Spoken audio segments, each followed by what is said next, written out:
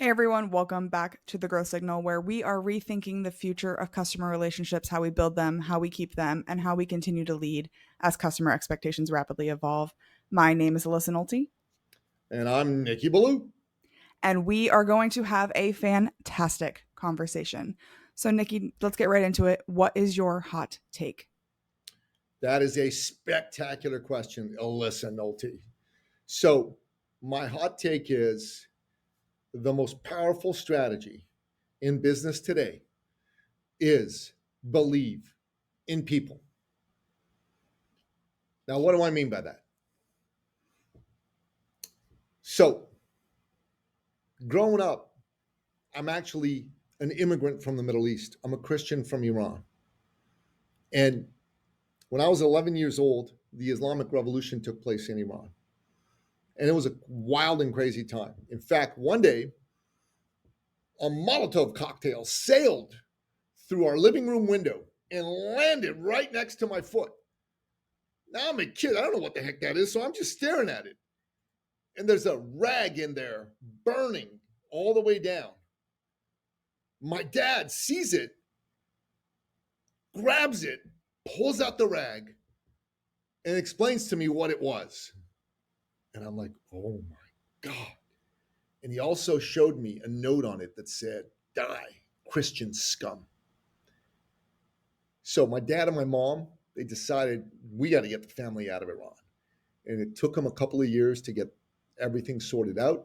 They took us out from Iran to Greece, and then we were in Greece for 2 years. And from Greece, we moved to where I now live, Toronto, Canada. Now, listen, I was a kid at that time. I'm sure you can relate. I didn't want to leave my home. I didn't want to leave my friends, right? But as time went on, I could see the nobility of mom and dad's sacrifice because they left behind everything and everyone they knew for a chance at a better life for me and my two brothers. Now, my dad was an entrepreneur, and every day he'd get up and he'd say, son, life is about people. And I go, okay, dad. And he said, son, business is also about people. I'm like, dad, I get the life part, but business, I mean, don't you need money to do business? Isn't it business about making money? He said, yeah, okay. But without people, there's no need for money. Because what do you do in business? You solve problems for people and you make a profit. PPP. That's the purpose of business. And he said, son, every human being on the planet, they need someone to believe in them. There are days when their self-belief wobbles. And it's your job to believe in people, to pour into people, to love on people. And you see, my dad was the greatest man I ever knew. He was an entrepreneur. And I really took to heart what he said because in business, and certainly the type of business I do, we're all about serving the people, loving on the people, believing in the people, making the people feel like they got someone on their corner, someone who's got their back. And my hot take is if you want to win in business in 2025, the buyers evolved, slick marketing don't cut it no more. You got to be genuine, you got to be real, you got to be authentic, and you got to believe in people and make them feel that you believe in them and encourage them until that little spark of belief that you give them turns into a roaring fire. And that way they're off into the races to live their best life as God Almighty Himself intended for them to do. And that's my hot take. I love that because so many times on this podcast, we get things like AI is going to change your business, or you should be doing more, email marketing or whatever it is. That is, for lack of a better way to react to it, a truly human experience and a truly human hot take. So, how much of I mean, obviously, you talked about your dad and his impact on you. How much has your story really driven your perspective of the world, particularly as you said in your business, you help people and help them find what it takes to be successful? So, how do you actually do that, and how has your story driven you forward? What a fantastic question. You know, my father just has had such a seminal impact on me. I'll tell you some more about him. If you knew my dad back in Iran and you were his friend or even just an acquaintance, and let's say you were looking for a job, dad would clear his calendar, sit you in his office, and see if he had a job in his business for you. If he did, he'd hire you. If he didn't, then he'd call all his buddies and he'd ethically manipulate them till one of them gave you a job, right? And he'd say, yo, Alyssa, you're going to be the director of marketing at XYZ Export Corp. Good luck. Here's your starting salary. You start now. Here's the address where you're heading to. And then if you were trying to start a business, he would clear his calendar. He'd sit you down, and he was smart, right? He'd had an MBA. He graduated at the top of his class, and he'd started a business successfully. He'd sit down, he'd listen to your ideas, give you his best advice. He'd connect you with capital. He'd connect you with potential clients, and you'd be off into the races, Alyssa, okay? Now, here's the other thing. If you were trying to buy a car or a home, now remember, Iran was an emerging first world country, which means it was still in the second world at that time. And the bank would give you, only so much. And let's say you were 1,000 short, 5,000 short, 10,000 short, 20,000 short, whatever the number was. You'd go to my dad, you'd go, Mr. Billou, sir, I need an extra 1,000, 5,000, 10,000, 20, whatever it was, to buy my house, to buy my car. I'll pay you back. Everybody would say that. And he'd say, yeah, sure. And he'd give you a check, and you'd go off and you'd buy your car, your house. And then a year would go by, 2 years would go by, whatever. And then you were ready to pay him back. You were all excited because, this man had helped you and you wanted to pay him back. And you'd come by with a check or cash or whatever. And you go, here you go. I'm going to pay back the loan you gave me. He says, loan? What loan? He says, you gave me a loan, buy that car, buy that house. He goes, no, that wasn't a loan. I said, what do you mean that wasn't a loan? What was it then? He said, that was my gift to you. He says, no, but I told you it was a loan. He said, yeah, I know. I wanted you to feel good about taking it, so I'll let you say that. But that was a gift. I'm not accepting your money. He said, don't insult me by coming back and trying to give me money right now. That's what he'd say. And then people would just be flabbergasted. And he'd go, what am I supposed to do with this money? He says, go find someone who needs it, give it to them. And I tell you something, also, people come to me and they go, man, you are like, you're shitting me, right? Like there's nobody really that does that in the real world. Like I understand in, Disney movies or whatever, but no. My dad was really like that. He did that for dozens of people. He's given away hundreds of thousands, if not millions, right? And then they go, well, why would he do that? And I go, that's a great question. Well, I'm going to give you the answer. Well, first and foremost, my dad was a committed and devout Christian. Now, he didn't take himself super seriously, but he took his faith very seriously. And he believed to his core that he'd been blessed by God and his Lord and Savior Jesus Christ, and it was his duty to share those blessings with other people. And so he did that. He made a point of it every day. And secondly, he did it because he could, man. He had money, he was rich. And what informed my worldview is being, being half the man, a quarter of the man my father was. Being somebody who people can count on, who people can go to, who people seek out. That's my business worldview. I want people in my community, we're curated who are all entrepreneurs, who are all heart-driven, who all want to get to another level in terms of what they're accomplishing, financially and in terms of their mission in life. And they know they want somebody around them who's authentic, who's real, who gives a good gosh darn, and is going to encourage them and kick their butt all the way to success. Couple of reactions. One, your father sounds like an absolutely just incredible human being. Obviously everything you were talking about as you're saying, I'm having those same thoughts. Like, why would he do that? What's in it for him, right? Because so much of our society, especially I feel like in business, is this attitude of I have to win something. It has to be something that I get, benefit from. And could you imagine how much better our world would be, our customers would be, our businesses would be, our lives in general would be if people were half as generous and caring and committed to something as important as their faith as your father was. Yeah, no, I agree.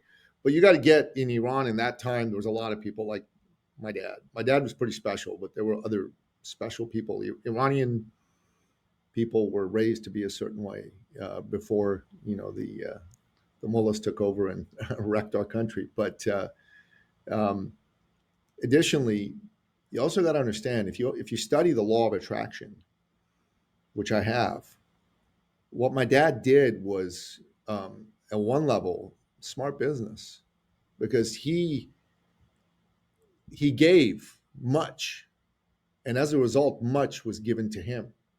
And if you understand the law of attraction, you know that's exactly how it works, right?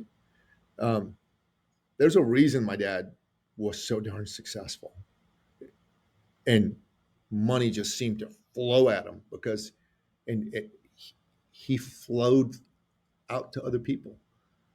You know, in the Bible, there's a line that says, um, "To whom has much, much more will be given." As long as they keep the money circulating, flowing. And I think there's lessons here that we can learn on a much more micro level too, right? Like not everyone has, the means to help people buy a car, right? And amazing that your dad could do that. But I think we as in micro interactions with our customers or with our communities or with anyone who we kind of come into contact with can kind of emulate exactly what your dad did. We can give, I always tell people my core value is give first, give often, and give with no expectation of anything in return. And so it drives my CPA husband nuts sometimes where I'll go do something and do it for free or for a very low cost, or I'll go volunteer to help someone with their small business just because I get so much personal satisfaction out of that experience. So if someone wants to start really trying to do this and do it, to your point, authentically, earnestly, with good intention, how do they start to incorporate this kind of ideals that your father demonstrated into their daily life? Um, there's going to be people that are going to come to you and they're going to ask for help, and do what you can to help them. Um, Honestly, do what you can to help them. Um, if someone comes to you, I don't know, maybe they've fallen on hard times and they're telling you, "Hey, I'm living outdoors here," or something like that, and they're going, "I need a place to stay." If you can give them a place to stay for a few days, give it to them. If you can't, maybe give them some money, give them some food. Because that'll happen in your life. It will absolutely happen in your life, right?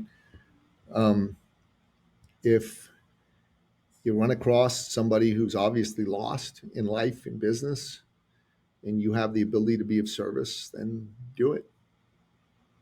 Do it. Help them out.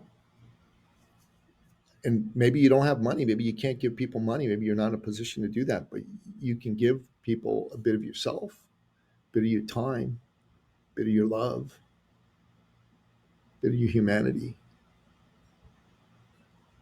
And it's a little bit wild too that like everything you're saying totally intuitive and obvious, and yet we don't see it a lot. And it's it really truly is a hot take that, these are things that we should and could and benefit from doing.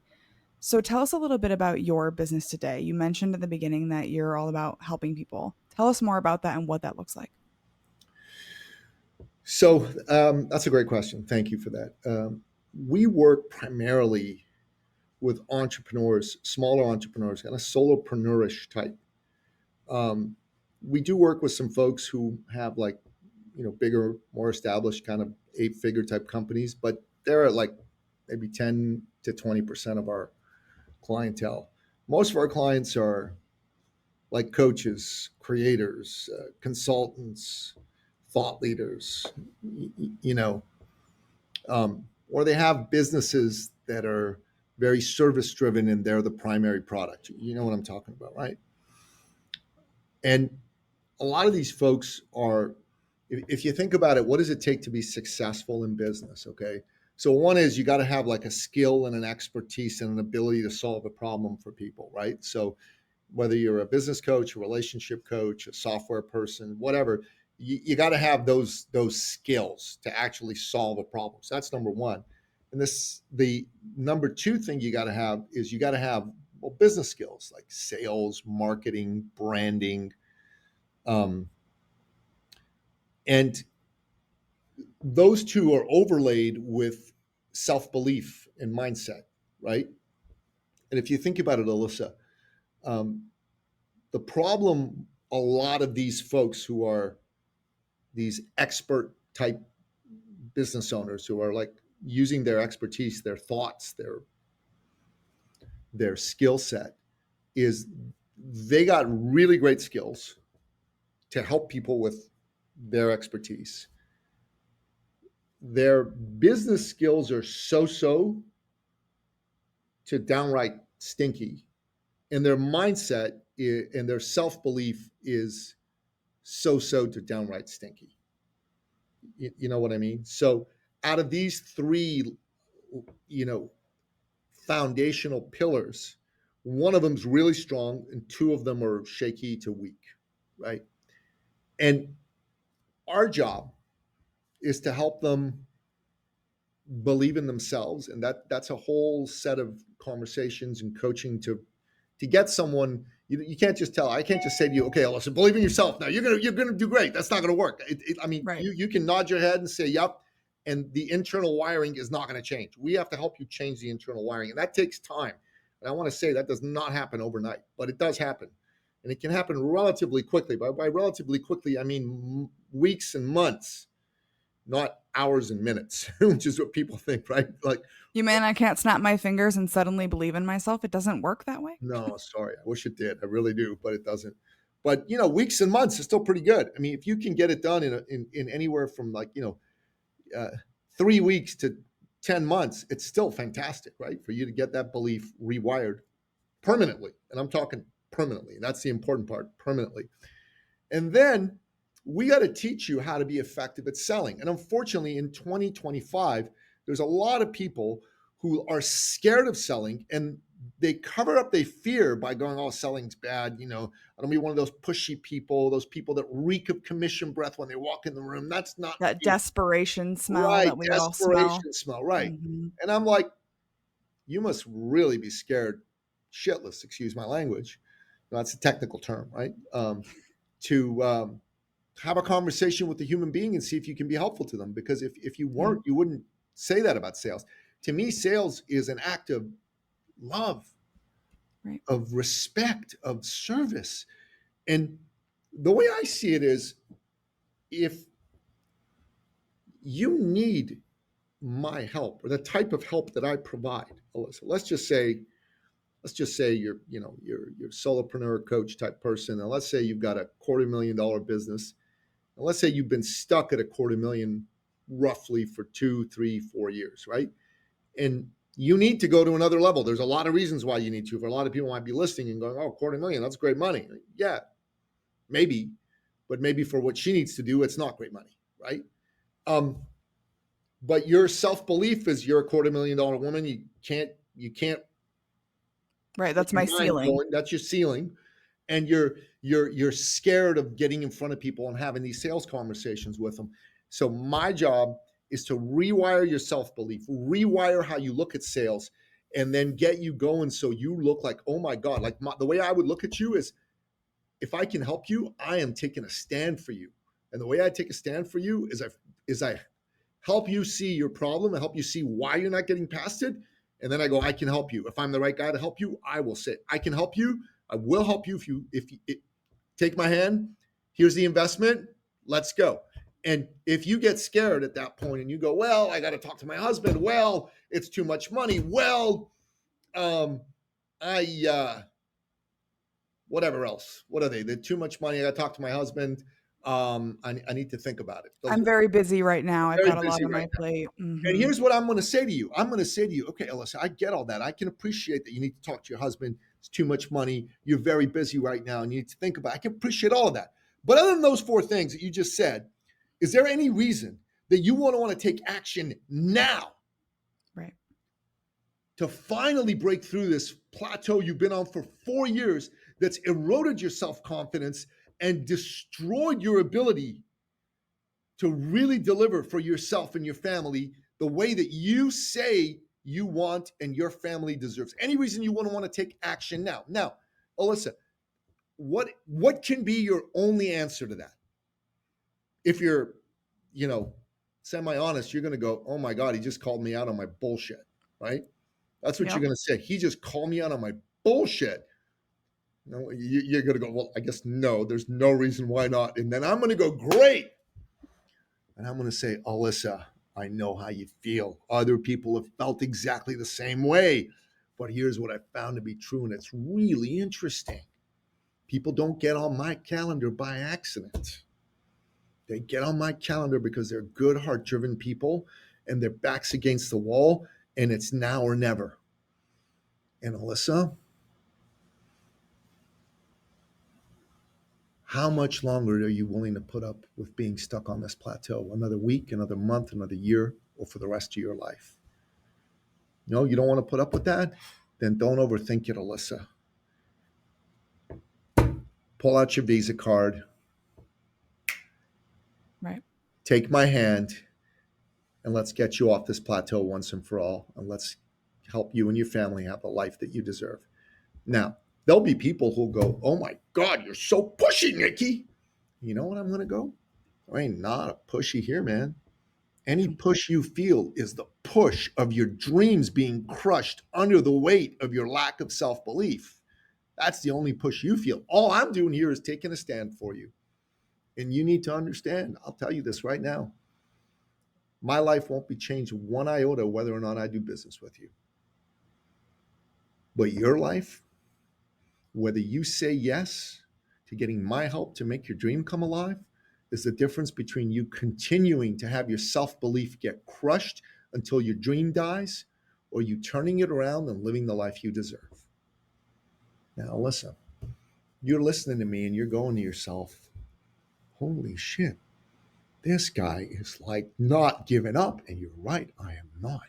When I know someone needs me, I will not stop until they tell me a firm yes or a firm no. Yeah. The funny thing is too, like a lot of sellers that I talk to won't even get to the point where they will ask for the opportunity to make the investment, right? A lot of people will be like, "Yeah, I can solve your problem." It's almost like, your house is on fire, the fire station is standing outside, and they never offer to put your house out, right? We would be so upset if the firefighters who had the solution to our problem could put our house out and yet never even made the ask, never even made the offer, It's and they were crazy. just standing there watching it burn down, right? Yeah. We would never even allow that. And yet somehow we have the solution to their problem. We understand their problem. We can help them get out from under whatever their situation is.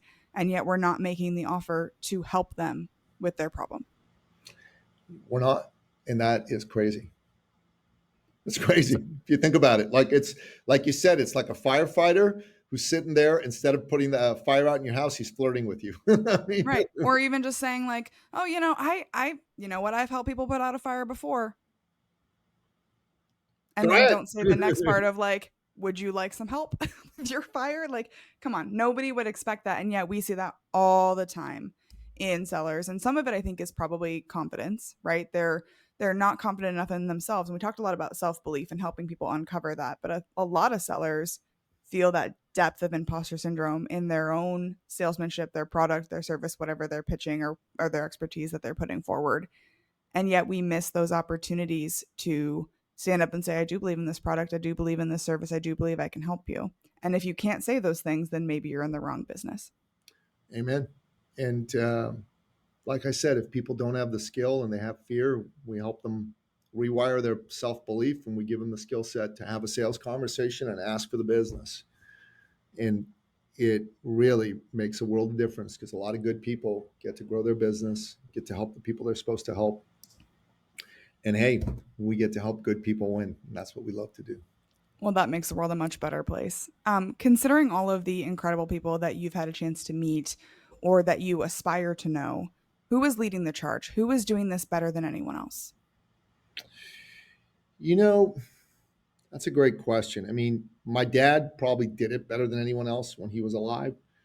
Um, we do a decent job of it ourselves. There's a fellow named Kevin Thompson. I'm part of one of his mastermind groups. He really believes in helping people who value relationships, value authentic togetherness get together and create opportunities, create business, but from love. He's really great. Kevin's really, really great. And if someone is really connecting with you, they want to learn more, they are ready to unlock their their expertise or their acumen or rewire themselves to see themselves for who they truly are, where can they find you online?